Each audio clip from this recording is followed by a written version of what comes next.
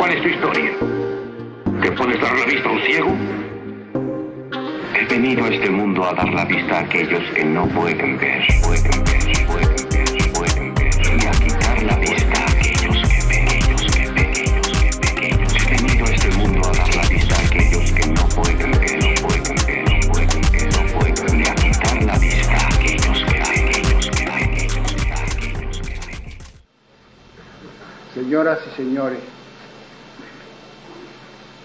desafiamos al frío, a la lluvia y a la gripe, incluso a la CGT que le da por hacer paros los viernes.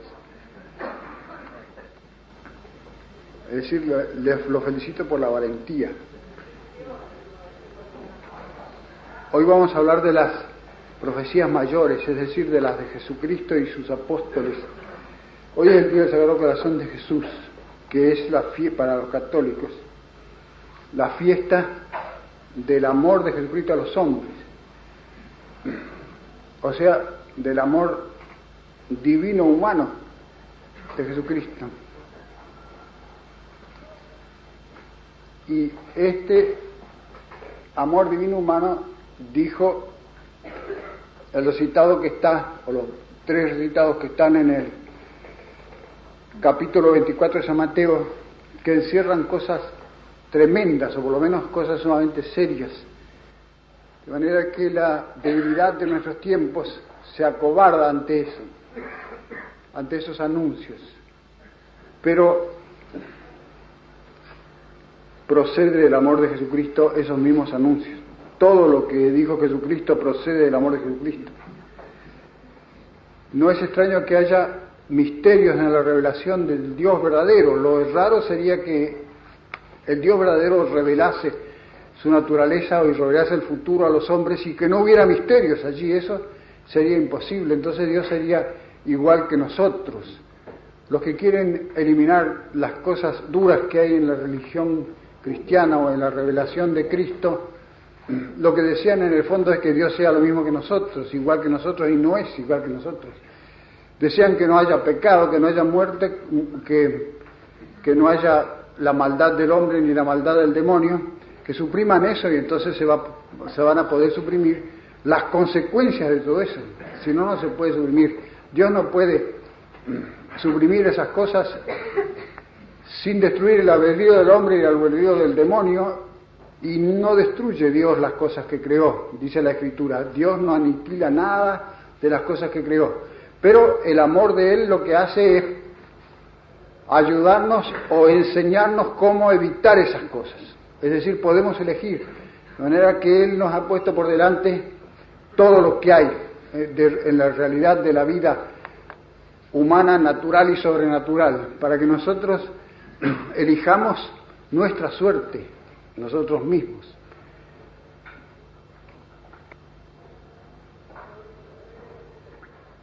Estas clases son un poco espinosas porque es materia muy difícil y no debo dar mis propias conjeturas o mis propias hipótesis como hice en el libro sobre el Apocalipsis que escribí, sino que debo dar estrictamente los hechos.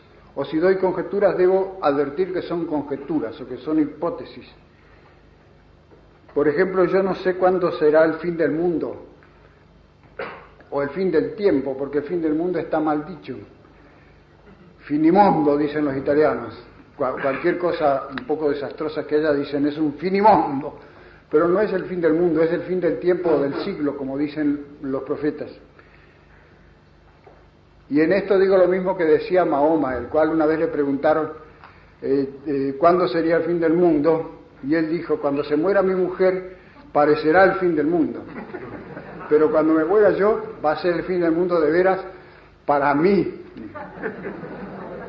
Lo cual concuerda con lo que dijo Benito Mussolini, según cuentan también, que una vez dijo: todos preguntan qué será de Italia cuando se muera Mussolini, pero lo que a mí me preocupa no es qué será de Italia cuando se muera Mussolini, lo que me preocupa es qué será de Mussolini cuando se muera Mussolini. Debo andar por los 70, mejor de no hacer la cuenta, dice un español conocido mío. Por lo tanto, las profecías escatológicas de Cristo nacieron de su corazón, no solo porque al prevenirnos de la gran apostasía y de la gran tribulación, les quiebra el aguijón, que es el miedo, sino porque hay en ellas dos cosas singularmente paternas. Una, el enseñar a los fieles a huir de Jerusalén antes de su horrenda destrucción. Otra, el decir que caerían, si fuera posible, hasta los mismos escogidos ante los milagros del anticristo, hablando ya del fin del mundo. Y esa, si fuera posible, es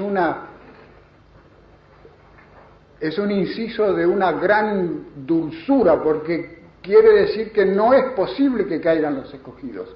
Y los escogidos son los que simplemente escogen, como hemos dicho, está en nuestras manos nuestro destino.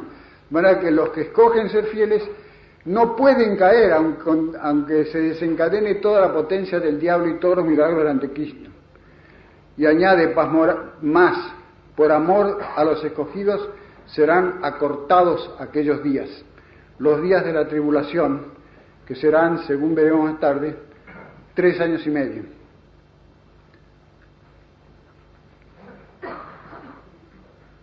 Las profecías mayores acerca del fin del tiempo son las del Nuevo Testamento. Jesucristo, Pedro y Pablo y Juan Evangelista, que escribió el Apocalipsis, que significa justamente revelación o profecía.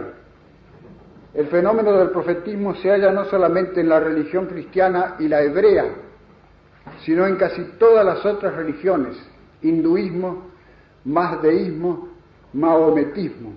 Señaladamente en la religión greco-romana, la mitología greco-romana, con sus augures, sus arúspices, sus pitonisas y sus sibilas, que llenaban hasta con exceso la vida del hombre romano. Aristóteles escribió un tratadito acerca de las profecías o predicciones que se pueden sacar de los sueños, es decir, es un anticipo del freudiano, de Freud. El Apocalipsis lo veremos especialmente en las próximas clases. Las profecías que Pedro y Pablo agregaron a las de su maestro son sencillas. San Pablo añade la profecía de la conversión de los judíos y la descripción del anticristo, las cuales cosas no están sino indicadas en los evangelios. Jesucristo no nombró al anticristo, no se dignó nombrarlo, parece que aludió a él en una frase que le dijo a los judíos en sus últimos días cuando se oponían, discutía acerbamente con ellos, en que les dijo: yo he venido en el nombre de mi Padre y no me habéis recibido, vendrá otro en su propio nombre y lo recibiréis. Pero no es seguro que se refiera al anticristo, porque puede referirse a la cantidad de falsos cristos que aparecieron después de su muerte y antes de la destrucción de Jerusalén, dice Santo Tomás. Dice, no es seguro que Cristo se refiriese con este otro que dice acá al anticristo. Sin embargo, puede ser. Además, San Pablo alude continuamente a la segunda venida, llegando hasta jurar por ella. Os conjuro, dice, por la venida del Señor y nuestra futura conjunción con Él.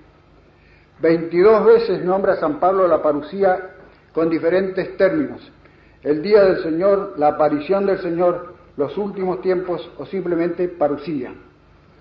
Y en 2 pasajes difíciles acerca de la resurrección, San Pablo dice que seremos levantados vivientes hacia Cristo en los aires. Nos qui vivimus, nosotros que vivimos. Pues San Pablo parece creer que la parucía está próxima y que él quizás estará aún vivo cuando llegue. No es que crea eso como cosa de fe o revelada, sino que eso podría ser, y efectivamente eso podía ser. No sabemos el día ni la hora. Pero cuando los tesalonicenses dejaron caer los brazos y dejaron de trabajar a causa del próximo fin del mundo, los reprendió gravemente, diciéndoles que la gran señal del apartamiento del obstáculo todavía no se había dado, y repitiendo la palabra del Señor, que no sabemos el día ni la hora. El obstáculo, ¿qué es? Lo veremos en otro lugar. Y termina esta exhortación haciendo una descripción del anticristo, hablando 2 veces del obstáculo que no sabemos bien qué es, una cosa que impide que el anticristo aparezca, y finalmente diciéndoles el que no trabaje, que no coma, lo cual no lo inventó Perón, como ven ustedes.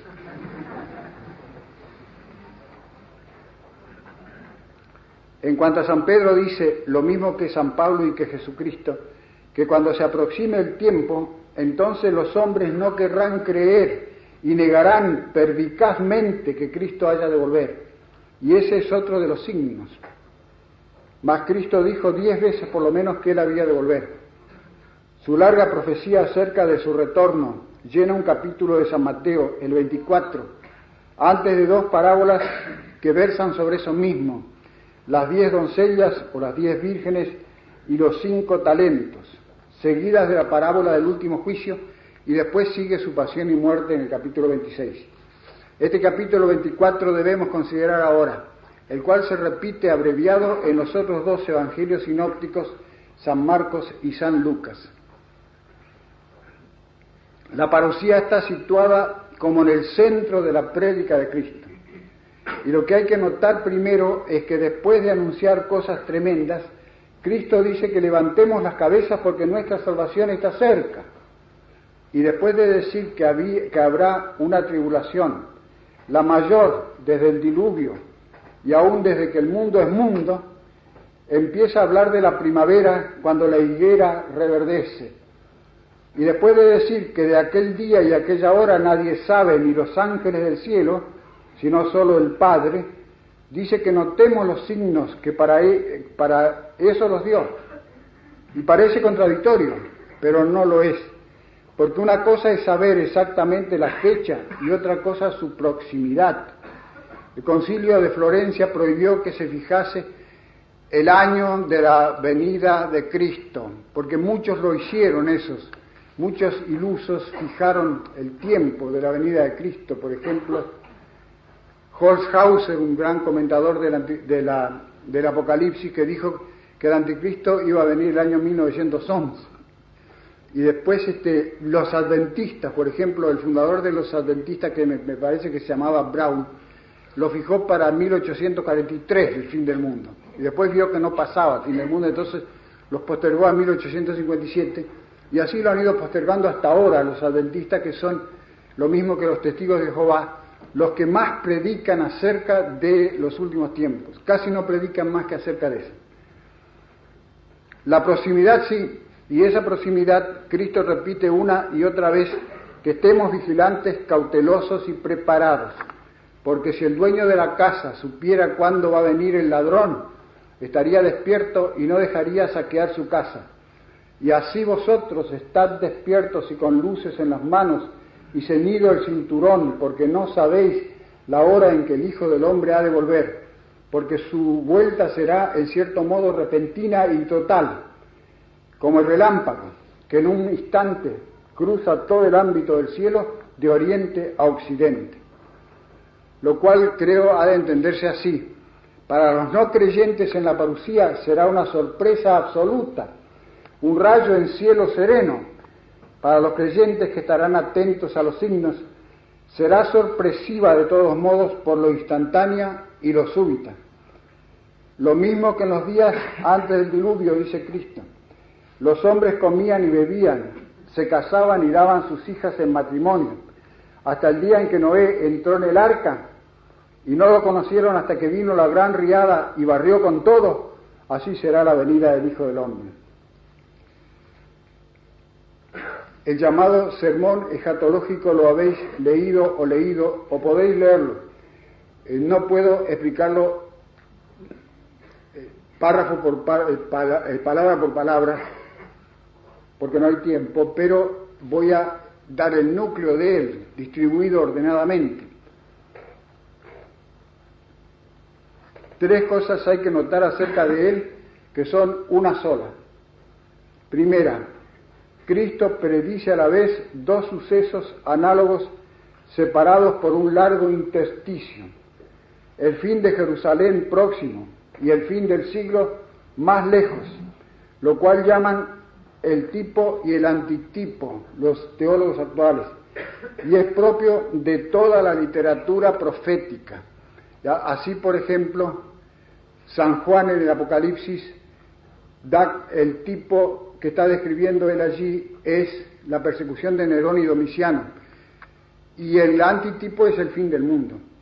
Y Jeremías y Zacarías, por ejemplo, predicen la redención del hombre por medio de la vuelta del pueblo de Israel del cautiverio de Babilonia. Predicen el cautiverio de Babilonia que estaba próximo, y en esa predicción encierran una cosa mucho más grande que uno ve que queda enteramente ancha, que es la redención del mundo por Jesucristo. Y así también Isaías, a su vez, prediciendo la vida de Cristo, la pasión, los dolores de Cristo y la resurrección, predice el triunfo de Cristo al fin del mundo. Engloba en esa predicción una cosa mucho más lejana, que es el antitipo. Toda la literatura profética es así. Los apóstoles le preguntaron a Cristo las dos cosas juntas, y él respondió las dos cosas juntas. Dinos cuándo serán estas cosas y cuál es el signo de tu llegada y de la consumación del siglo. Estaban sentados en el bordo que domina Jerusalén, el monte Oliveto, y era su último viaje a la ciudad sagrada, que había de ser esa misma semana la ciudad de Isida. Y mirando el espléndido templo edificado por Salomón y reedificado por Esdras, se lo mostraron diciendo: Señor, mira qué piedras y qué fábrica. Y él respondió tristemente: en verdad os digo que no quedará de eso piedra sobre piedra. Y ellos que creían el templo de Jerusalén había de durar hasta el fin del siglo, le dijeron la pregunta que dije antes: ¿cuándo será eso y cuál será el signo? La segunda observación es que los dos sucesos capitales están indicados con claridad indudable en las palabras de Cristo, de modo que es calumnioso decir que Cristo produjo un sermón máximamente confuso, porque dice a los fieles que huyan cuando vean a Jerusalén cercada por segunda vez, como de hecho hicieron sus fieles, después del cerco abierto de Vespasiano, antes del cerco cerrado de Tito. Les dijo: cuando veáis la ciudad cercada, huid cuanto antes. Si uno está en el campo, que no venga a buscar sus cosas. Si uno está en la azotea, que no baje a hacer la valija. Si uno está en casa ajena, que no vaya a su casa. Cuanto antes huir. Y efectivamente hubo un cerco abierto del general Vespasiano, durante el cual se podía huir. Y entonces huyeron los cristianos, los judíos convertidos al cristianismo, y se refugiaron en la región montañosa de Pella. Cristo les había dicho a los que están en Jerusalén que huyan a la montaña. Y después lo llamaron a Vespasiano a Roma para hacerlo emperador, y mandó a su hijo Tito. Y Tito hizo un cerco durísimo y circulló por medio de una valla, Romanum Vallum, toda Jerusalén, de manera que no podía escaparse nadie.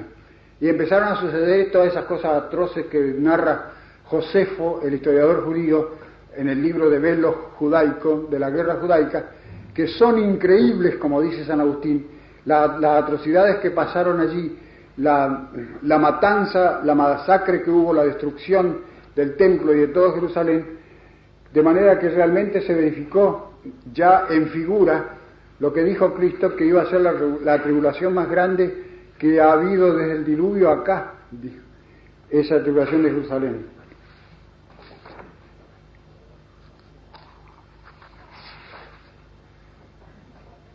Después del cerco abierto de Vespasiano, antes del cerco cerrado de Tito, y con eso indicó claramente la ruina de Jerusalén, el tipo.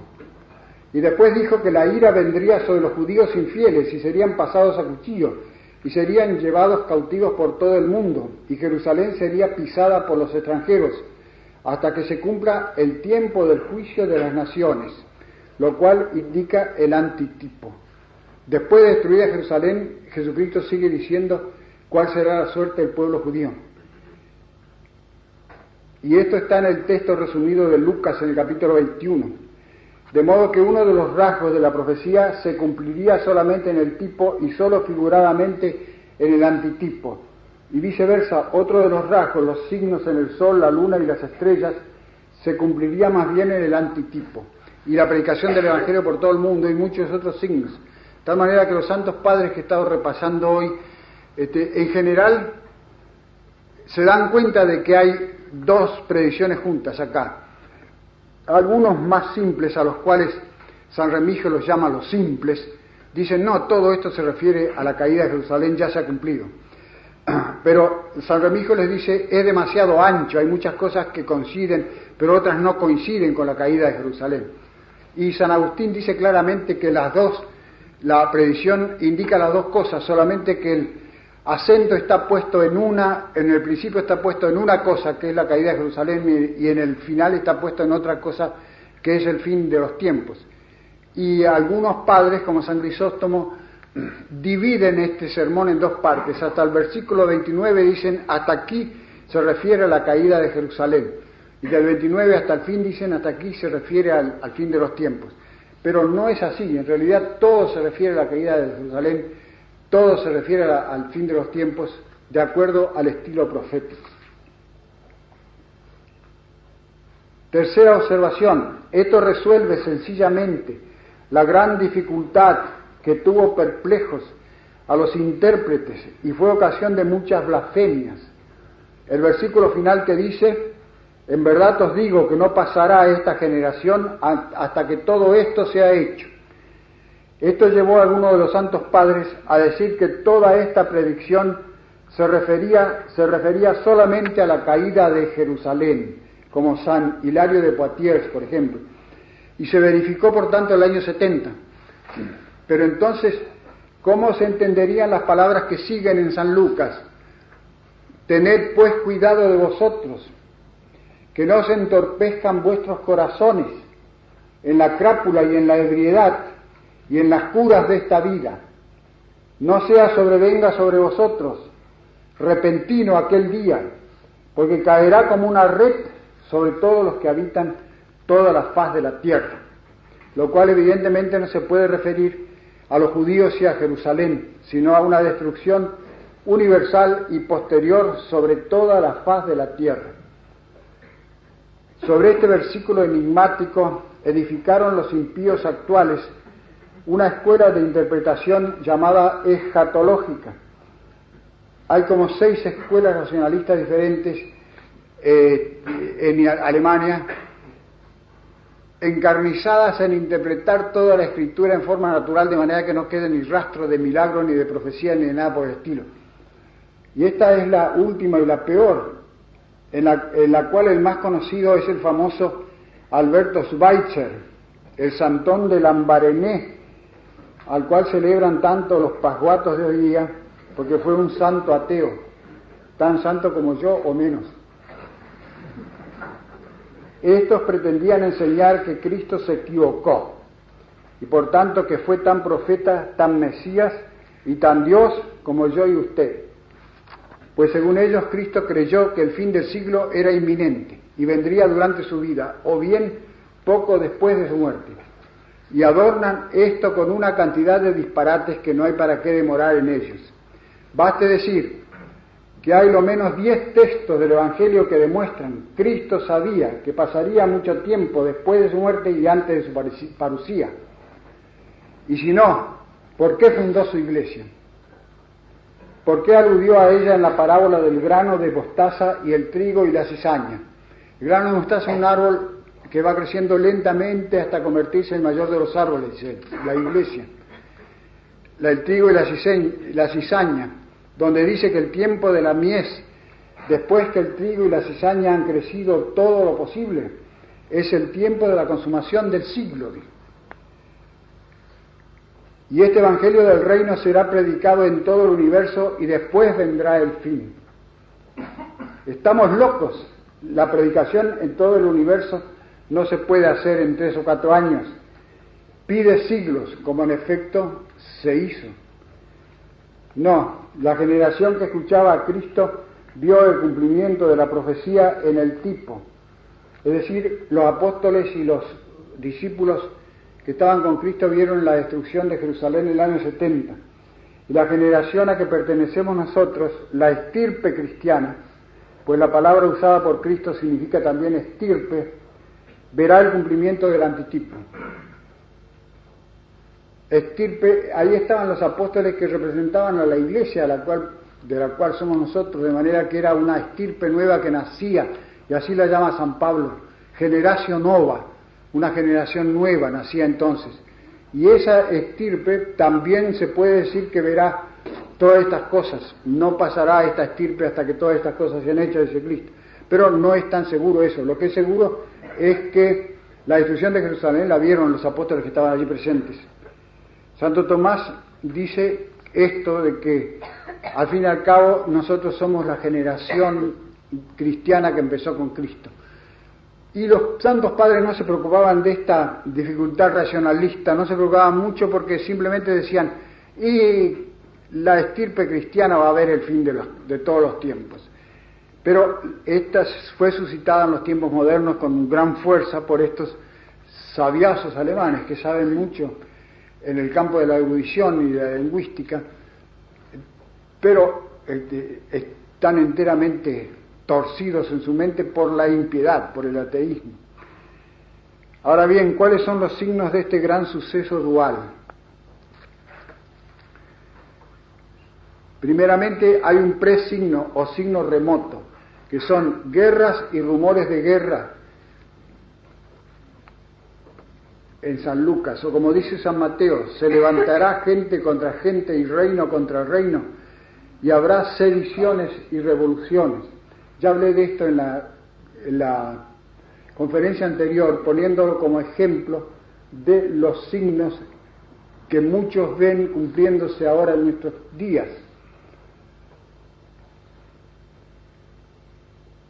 Y añadió Cristo, pero todavía no es el fin, mas es el comienzo de los dolores. Es el comienzo de la parturición, dice San Jerónimo. Eso siempre ha habido en el mundo, guerras y rumores de guerra, pero como ahora nunca, como hemos dicho. No lo digo yo, sino el Papa Benedicto XV, durante la Gran Guerra Primera, notó que como nunca antes en el mundo, la guerra se había convertido en institución permanente de toda la humanidad, que después de 2 guerras mundiales viene el rearme, el desarme, la conferencia del desarme y la mar de conferencias por la paz, paz, paz y no hay paz. Desde la guerra del 14 ha habido 40 guerritas y una guerraza en el mundo, por lo cual yo creo que ese signo se ha cumplido, y conmigo muchos que valen más que yo y que ya nombré. Después añade, y habrá terremotos, pestilencias y hambre, lo cual no falta tampoco hoy día, y en proporción mayor que nunca en el mundo. En la riquísima República Argentina, tan proveída de recursos, hay hambre.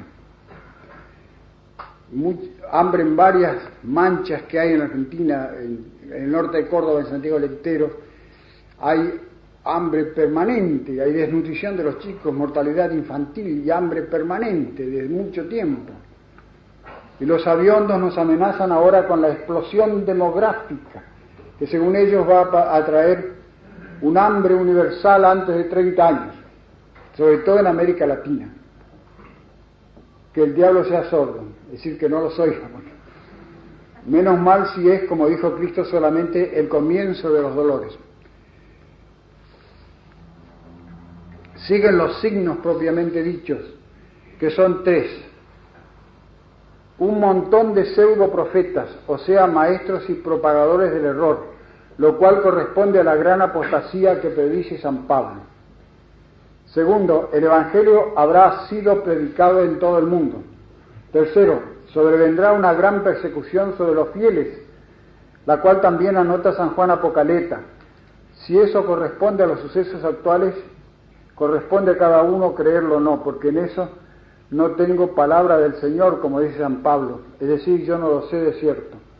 Una cosa es cierta, y es que si ha de venir una gran apostasía, un universal receso, una infusión de malas doctrinas en todo el mundo, ella invadirá la iglesia establecida o procederá de ella, porque es del todo inconcebible que si la iglesia ecuménica permanece fiel, firme y fuerte en la fe, se produzca una apostasía tan grande en el mundo.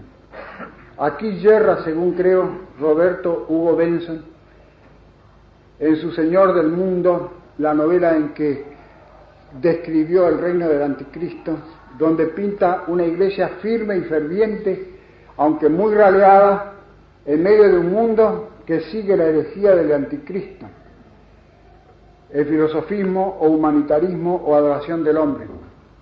No puede darse eso si no hay al mismo tiempo el auge de una religión falsa o nuestra misma religión adulterada a cargo de la segunda bestia o pseudo profeta, que es un jefe religioso y quizás un genio religioso, del cual veremos en la clase próxima más detalladamente, porque dice San Juan, se parece al cordero, pero habla como el dragón, el cual ayuda a triunfar al gran emperador plebeyo.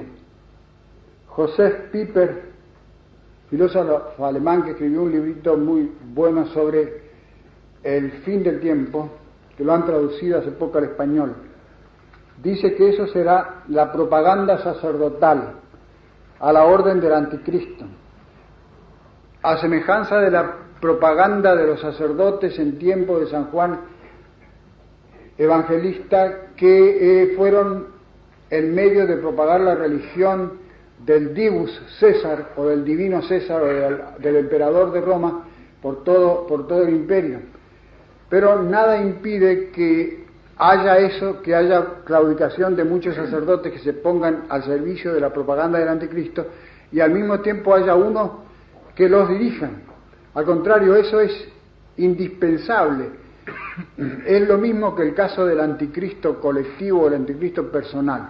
La discusión esa que se lleva a cabo muy fuertemente desde el tiempo de los protestantes, si el anticristo va a ser un cuerpo colectivo, por ejemplo el comunismo, o como dice Selva Lagerlöf, o la masonería, o el que sea, o va a ser un hombre. Va a ser las dos cosas, porque es imposible que un gran movimiento no suscite de su seno un hombre que lo dirija, como el nacionalismo italiano suscitó a Mussolini antes que Mussolini, y después el gran hombre le imprime su sello al movimiento y lo endereza y lo dirige. Eso es obvio, es una ley de la historia, de manera que la discusión es vana, esa discusión actual de si será una colectividad o si será un hombre personal. El teólogo Suárez dice que es de fe que será un hombre personal, tanto el anticristo como el pseudo profeta o segunda bestia. Aquí puedo hacer un paréntesis acerca de los testigos de Jehová, porque tengo tiempo. Los testigos de Jehová, recién los nombré, es una secta protestante, aunque ellos dicen que no son protestantes, que son muy fuertes y trabajan mucho acá. Estos predican esto mismo que he dicho sobre los signos. Es decir, ellos dicen que se han cumplido los signos de la guerra mundial, universal, y del capitalismo, que la descripción que hace San Juan en el Apocalipsis no se parece para nada al incipiente y elemental capitalismo romano, sino que es un capitalismo muchísimo más perverso y fuerte. Y en los dos capítulos en que describe la Babilonia o la Gran Ramera, San Juan describe un capitalismo tremendo que oprime a todo el mundo y tiene un poder grandísimo y está colmado de riquezas. Y la tercera es la era atómica. Dicen lo mismo que he dicho sobre los signos, aunque con mezcla de grandes disparates en otros puntos. Son muy fuertes aquí en la Argentina y en Norteamérica no digamos. Al publicar este libro en 1963, que se llama Babylon the Great has fallen, God Kingdom rules, Babilonia la Grande ha caído, el reino de Dios reina o dirige. Es una especie de Biblia de ellos o de enciclopedia donde se contienen todas las doctrinas de ellos y una interpretación completa del Apocalipsis. Dicen que en 1963, cuando salió este libro, tenían ya 1 millón 28.000 adeptos en todo el mundo. Ese nombre, Testigos de Jehová, es tomado de las profecías de Isaías. Fue adoptado en 1931 en una de sus asambleas multitudinarias. Este libro, que es una especie de Biblia o de enciclopedia religiosa, se difundió en una de estas asambleas en Nueva York, 1953, donde había 258.000 asistentes y 126 estaciones transmisoras de radio, porque los yanquis hacen todas las cosas en medida colosal siempre. Se hizo una primera edición de 1 millón de copias regiamente impresas, que es esta. Se vendió a $1 el ejemplar y ganaron plata. No de balde son yanquis. Muchos de ustedes quizá los conocen porque van a las casas personalmente a anunciar la salvación, y muchos les hacen caso. Viven austeramente, o por lo menos proclaman que se debe vivir austeramente, demasiado austeramente, porque no dejan ni fumar, no digamos nada tomar mate, y en eso parece que mi médico homeópata está adherido a ellos, porque es enteramente enemigo del mate. Me son simpáticos a causa de una sinceridad infantil, una gran piedad y algunos grandes aciertos exegéticos. Ellos protestan que no son protestantes, aunque ciertamente lo son, pero están en contra de todas las otras sectas, que las llaman denominaciones, también contra la Iglesia Católica y todas las otras religiones en general. La única religión verdadera son ellos, que han existido desde el principio del mundo, pues Adán, Noé, Enoc, Elías, etc., eran de su credo, es decir, eran testigos de Jehová. Y ahora son mucho más que la religión verdadera, porque son los 144.000 varones vírgenes que en el cielo siguen al Cordero doquiera va, la visión 12. Son la mujer águila, la visión 10. Son los que van a resucitar primero en el milenio, la visión 18. Y en suma, son la Jerusalén celestial. Según ellos, en 1914 se acabó el tiempo de las naciones, es decir, eso que dice San Lucas, que Jerusalén sería pisoteada por los extranjeros hasta que llegue el tiempo del juicio de las naciones. Ellos dicen que el tiempo del juicio de las naciones se acabó en 1914 y que en 1914 comienza una nueva era en el mundo. El tiempo de las naciones duró 2320 años desde la caída de Babilonia. En 1919 cayó la Gran Ramera, o sea, la ciudad capitalista. No sé cómo lo sacan eso, de dónde lo sacan. Y en 1975 va a suceder algún gran zafarrancho, que no sabemos lo que va a ser. Y el año 2000 viene la resurrección primera. No la voy a ver, entonces yo, a no ser desde el cielo, espero. El anticristo, no se lo imaginan ustedes quién es.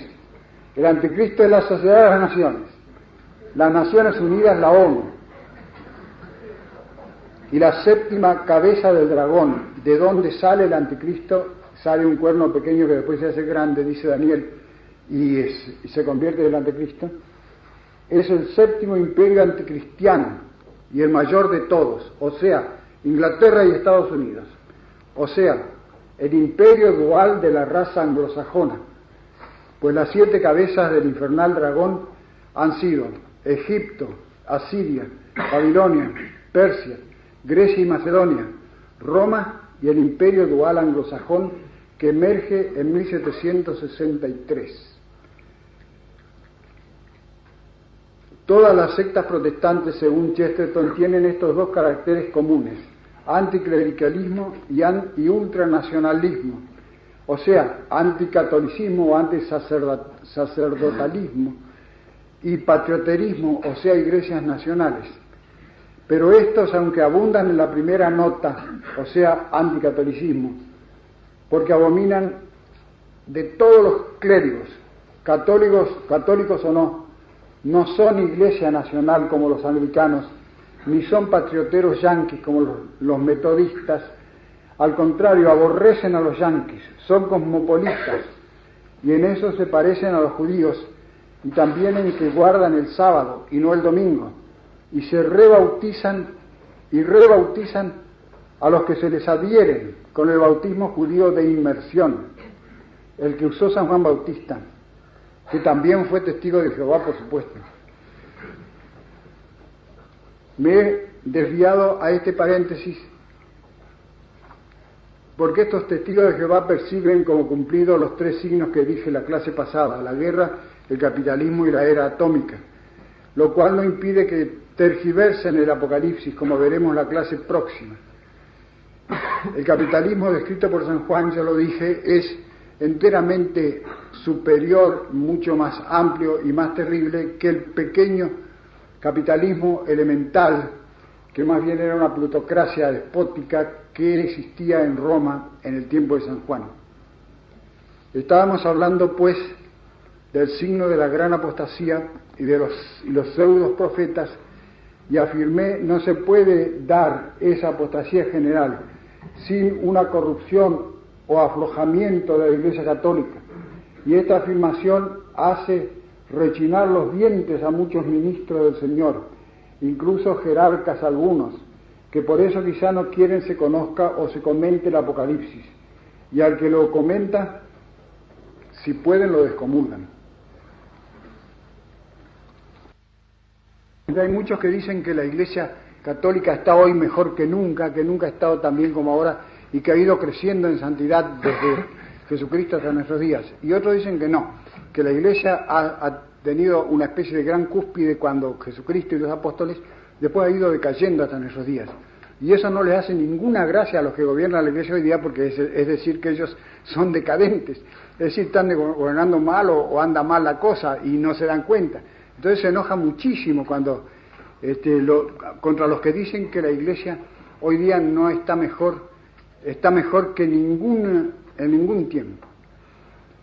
Ni está mejor ni peor que en ningún tiempo, sino que está un poco mejor y un poco peor, porque en el mundo el bien y el mal llevan paralelamente esta carrera, que va aumentando el mal y va aumentando el bien progresivamente a medida que aumente el mundo, hasta que llegue la gran lucha decisiva y se acabe, se liquide esta gran lucha secular, que empezó con la caída de los ángeles del cielo.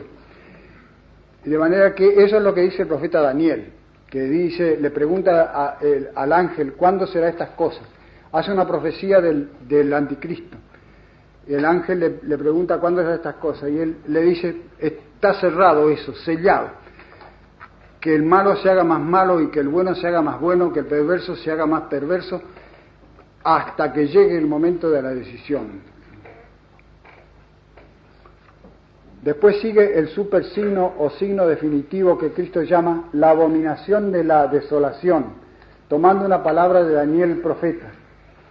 Daniel designa así el sacrilegio del rey Antíoco Epifanes, que profanó el templo de Jerusalén y quiso hacerse adorar como Dios. Y San Pablo dice que el anticristo se sentará en el templo de Dios haciéndose Dios. Y antes de la destrucción de Jerusalén, los romanos profanaron el templo. Introdujeron las águilas romanas que eran ídolos en Judea. Los santos padres dan una cantidad de profanaciones diversas, como que una estatua de Venus que Adriano hizo poner en el templo de Jerusalén, una cantidad de profanaciones del templo, pero resulta que no tenían cuidado con la cronología, y todas esas profanaciones sucedieron después que los cristianos huyeron de Jerusalén a Pelia. Lo que pasó antes, porque la señal que les dio Jesucristo es: cuando venga la abominación de la desolación, que es una palabra hebrea que en criollo podríamos decir, cuando venga la mayor porquería, entonces huyan. No hubieran podido huir si con esas otras profanaciones que vinieron después, cuando ya Jerusalén estaba cercada y no se podía huir. ¿Verdad? Que la profanación a que alude Cristo es que las águilas romanas, que eran ídolos a los cuales le hacían sacrificios todos los días los soldados romanos, entraron en el territorio de Judea y entraron en Jerusalén. Esa fue la abominación de la desolación. Cuando viereis lo abominable en el lugar donde no debe estar, como dijo Daniel profeta, entonces los que están en el campo que no vayan de Jerusalén, los que están en Jerusalén que huyan a la montaña, los que están en la azotea de su casa, que no se bajen a hacer la valija. Todo eso dijo Cristo. Y todavía hay otro signo que dan San Pedro y San Pablo, y está comprendido en los falsos profetas y la gran apostasía, que es la incredulidad de los hombres ante los signos. San Pablo dice: cuando digan paz y seguridad, de golpe vendrá sobre ellos la ira como los dolores de la preñada. Jesucristo dijo: como en los tiempos del diluvio, los hombres comerán, beberán, se divertirán, se casarán, y entonces inopinado vendrá sobre ellos el día del Señor. Y el primer Papa, San Pedro, en su encíclica segunda, dice textualmente: mi fin está próximo, hermanos. Capítulo primero. Capítulo segundo. Han venido falsos profetas en el pueblo, maestros embusteros, que han introducido sectas de perdición. Capítulo segundo. Y después en el capítulo tercero dice: esta segunda epístola os escribo, carísimos, para que recordéis las palabras de los santos profetas, porque bien es que sepáis que vendrán en los últimos días engañadores en mentira, que andan según sus concupiscencias, diciendo: ¿dónde está su promesa y su venida? Desde que murieron los antiguos, todas las cosas perseveran iguales desde el principio del mundo. Los que estos querrían ignoran que primero hubo la tierra y el agua mantenida por el verbo de Dios, y aquel mundo pereció inundado de agua. Así también los cielos de ahora y la tierra que ahora es, en el mismo verbo se mantienen, reservados para el día del juicio y la perdición de los hombres impíos.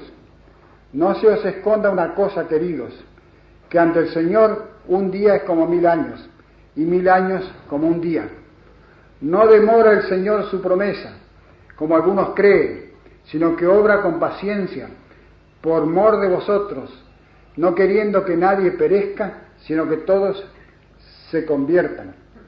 Pues vendrá el día del Señor como ladrón, en el cual los cielos pasarán con grande ímpetu, los elementos se desintegrarán con el calor, y la tierra y todas sus obras será incendiada. Los que hoy no creen esto son los que dicen que la tierra durará exactamente hasta el año 13.960, como dice el padre jesuita Bujanda. Todavía más de 12.000 años dice que va a vivir, que va a durar, y de dónde lo saca nadie sabe.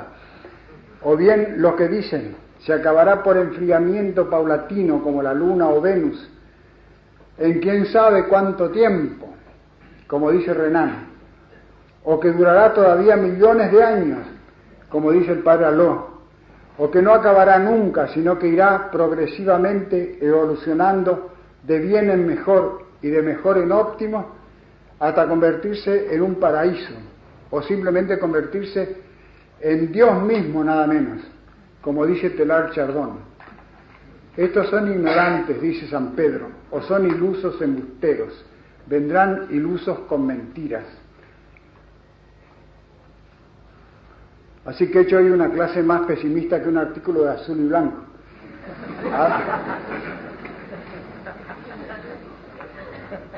Altro que chistes, como dice un oyente, que tengo que poner para hacerme ameno. El único chiste que hay es que sea este cura el órgano de anuncio o información de una parte importante de la revelación cristiana, que nadie predica. A las bibliotecas yanquis que me piden les envíe gratis la revista Jauja, yo les contesto: non sum missus nisi adobes queperierum domus platensis. No tengo mensaje para Nueva York, no he sido enviado sino a los que perecieron de la Cuenca del Plata y Río Grande do Sul. Pero es un mensaje de esperanza, no de crueldad. Nuestro gran Borges, en una poesía, trata de cruel, atroz y truculento a San Juan Evangelista. Y en otro lugar dice que todos quienes creen en el infierno carecen de religión. O sea, que millones y millones de hombres, los más preclaros del universo, carecen de la religión que resplandece en Borges. Pero tiene razón Pero tiene razón, por desgracia, porque las profecías parusíacas son un mensaje de esperanza para los que creen, mas para los que no creen son realmente crueles, atroces y truculentas. Los escritores sacros no son periodistas ni locutores para andar adulando y lambeteando a la gente. Borges está acostumbrado a que lo lamban por todas partes. Pero Dios no lambe a nadie. En mi tierra dicen lamber y no lamer, y es mucho más latino que lamer, porque en latín es lamber. Dios profiere promesas dulcísimas y terribles amenazas en el presupuesto de que el hombre elige, de que yo elijo mi suerte definitiva. Al despedirse de la humanidad, no definitivamente, al irse al cielo, dijo Jesucristo: el que crea y sea bautizado se salvará, el que no crea se condenará. Cuando veis el horizonte turbio y las nubes sanguinolentas, decís: mañana tormenta. Miopes, sabéis conocer los signos del clima y no conocéis los signos del reino. Cuando veis retoñar la higuera y sus hojitas verdes, decís: ya viene la primavera. Pues bien, cuando veáis que estas cosas comienzan a acontecer, levantad las cabezas, porque está cerca la salvación, está cerca vuestra primavera eterna. Bueno, nada más.